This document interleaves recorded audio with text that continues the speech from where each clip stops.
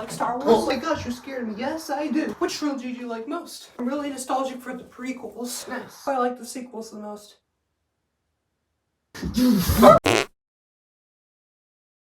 Ah, yes, Star Wars, the series that has highest of highs and the lowest of lows. Somehow Palpatine returned. Cloning. Secret's only the Sith. Made by George Lucas in 1975, Star Wars is a space western, and if you don't agree with me, just watch the movie again. It is a space western. Anyways, without wasting any more time, let's get straight into the list. Brainless? I speak. The ability to speak does not make you intelligent. The Phantom Menace offers a visually stunning journey into the Star Wars universe with impressive visual effects and iconic characters like Qui-Gon Jinn and Darth Maul. However, the film struggles with uneven pacing, Jar Jar Binks' divisive presence, and a plot that feels sometimes convoluted. The pod race sequence stands out as a thrilling highlight, showcasing the film's technical prowess. While it introduces some key elements in the Star Wars saga, some may find the execution extremely lacking. Ultimately, a rating of C tier reflects the film's mix of remarkable moments and notable flaws. Guess I was wrong. There was no danger at all. Attack of the Clone attempts to deepen the Star Wars narrative with a focus on romance and political intrigue. The film benefits from improved visual effects, especially in the action sequences. However, the love story between Anakin and Padme feels forced with still dialogue and wooden performances. I don't like sand. It's coarse and rough and irritating, and it gets everywhere. The exploration of the Clone Wars origins adds depth but can be overwhelming for some viewers. Despite some standout moments such as the duel with Count Dooku, the film struggles to escape its shortcomings. Attack of the Clones falls into D tier, representing a subpar installment into the Star Wars saga. It's over, Anakin!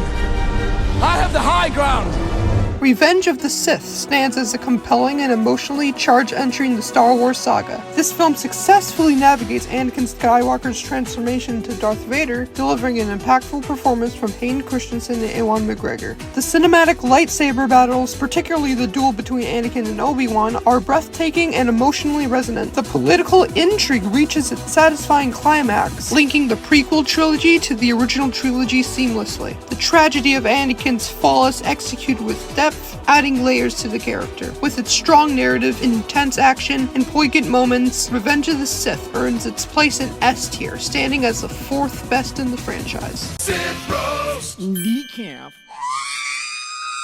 A New Hope is a cinematic masterpiece that introduced us to the iconic Star Wars universe. With memorable characters, epic battles, and a perfect blend of adventure and heart, it's a timeless classic. John Williams' score elevates every moment, and the film's cultural impact is immeasurable. With groundbreaking storytelling and enduring legacy, A New Hope easily earns its place in S tier, the best Star Wars film to date. You killed my father! No, I am your father.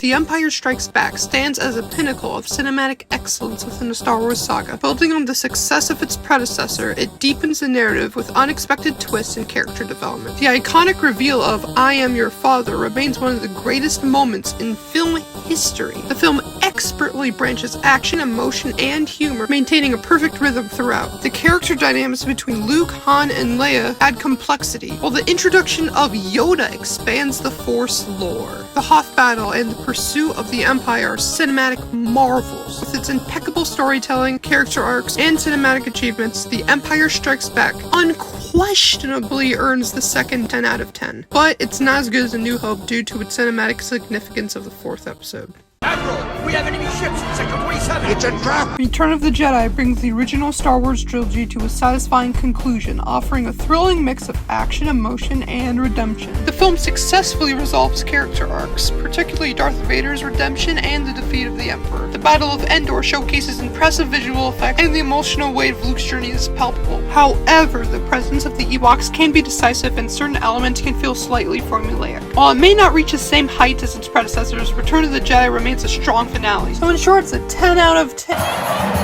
9.5 out of 10. Nevertheless, it lands in S tier. It stands just slightly behind the other two in the trilogy, maintaining its status as a significant and enjoyable installment in the Star Wars saga. Oh hey guys, it's time for the sequel trilogy. Oh fuck. Ich bin den letzten Tag der Republik! The Force Awakens revitalizes the Star Wars franchise with a fresh cast and a return to the series' roots. The film introduces compelling new characters like Rey, Finn, and Kylo Ren. While it leans on familiar elements, the nostalgia factor definitely works in its favor. The visual effects and action sequences are actually pretty impressive, injecting energy into the saga. However, the narrative mirrors, aka copies and pastes, the structure of A New Hope, lacking some originality. Despite its strengths, the film doesn't quite reach the heights of its originals, earning a solid 6.5 out of 10, and a spot in the B tier. Its promising start to a new era falls short of the iconic status achieved by the original trilogy. The better version. Speaking of better version, except the complete opposite. Alright, tell me when to stop putting mozzarella on your spaghetti.